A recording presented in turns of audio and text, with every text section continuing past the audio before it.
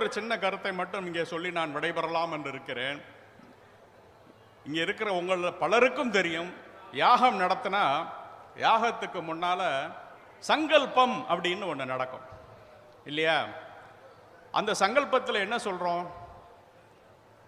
Bharat வர்ஷே பரதகண்டே ஜம்புத்வீபே, location இடமும் சொல்லி முகூர்த்தம் எந்த முகூர்த்தத்தில் நடக்கணும் டைமும் சொல்றோம். அப்போ இடத்தை எப்படி சொல்றோம்? ஜம்புத்வீபம், பாரதகண்டம், பாரத் வருஷம். ஜம்புத்வீபம்னா இந்தியா, பாரத் வருஷம்னா நர்மதைக்கும் கங்கைக்கும் இடைப்பட்ட பகுதி.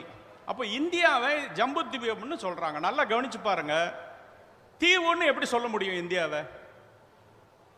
தீபகற்பம்னு தானே சொல்லணும், பெனின்சுலான்னு தானே சொல்லணும். இந்தியாவை ஐலண்டுன்னு ஏன் சொல்லணும்?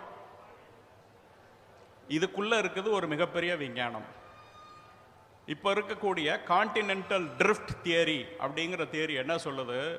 64 மில்லியன் வருடங்களுக்கு முன்னால இந்திய தகடு, புவி தகடு ஆப்பிரிக்க தகடோட ஒட்டிக்கிட்டு இருந்தது. அது விலகி விலகி வந்து ஆசிய தகடோட இடிச்சுதான்.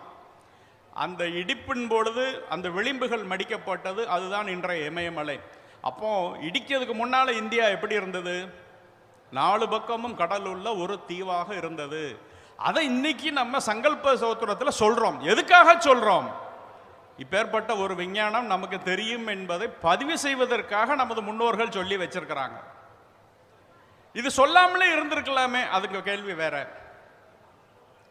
அடுத்ததாக காலம். காலத்தை எப்படி சொல்றோம்? கல்பம், மன்வந்திரம், சதுர்யுகம், கலியுகம்னு வர்றோம்.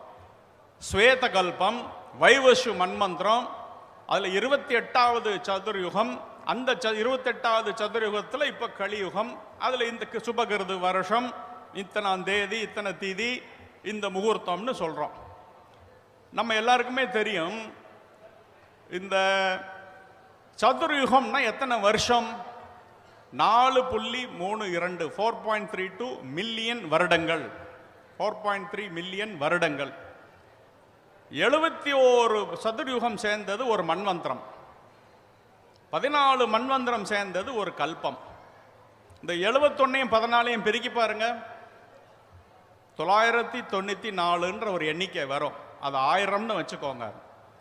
அப்போ ஒரு சதுர்யுகத்தில் 4.3 மில்லியன் வருடங்கள் இருந்தால் அது 1000ஆல பெருக்கினா ஒரு கல்பம்னா உங்களுக்கு எத்தனை வருஷம் வரணும்? 4.3 பில்லியன் வருடங்கள் வரணும் இல்லையா?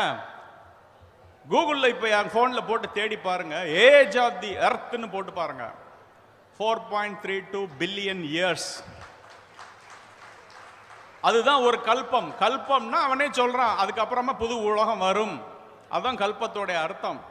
ஒரு சின்ன ஸ்லோகம், 2 வரி ஸ்லோகம், அதுக்குள்ள ஒரு கான்டினென்டல் ட்ரிஃப்ட் தியரி இருக்குது, ஒரு காஸ்மாலஜிக்கல் அஸ்ட்ரோபிசிக்ஸ் இருக்குது. ஆனால் இதெல்லாம் 100 வருஷத்துக்கு முன்னால நம்ம பொய்ன்னு நினச்சிக்கிட்டு இருந்தோம். 1868 ஆல்ஃபிரட் வேக்னர் கான்டினென்டல் ட்ரிஃப்ட் தியரியை கொண்டு வரார். அதுக்கு முன்னால அது போய் இன்னைக்கு அது உண்மை அப்படின்னு சொல்றான்.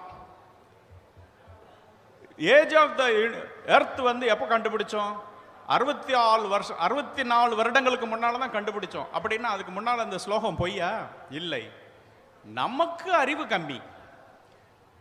விவேகானந்தர் அழகா சொல்றார், விஞ்ஞானம் வளர வளர இந்திய மெய்யியல் உண்மைகள் வெளி வந்து கொண்டே இருக்கும் அப்படிங்கிறார். அதுக்கான காலம் நெருங்கி விட்டது, நடந்து கொண்டு இருக்கிறது. ஒரு விஞ்ஞான வளர்ச்சி வரும்பொழுதும் நமது விஞ்ஞான கொள்கைகள் உண்மை என்பது நிரூபிக்கப்பட்டு கொண்டே இருக்கும்.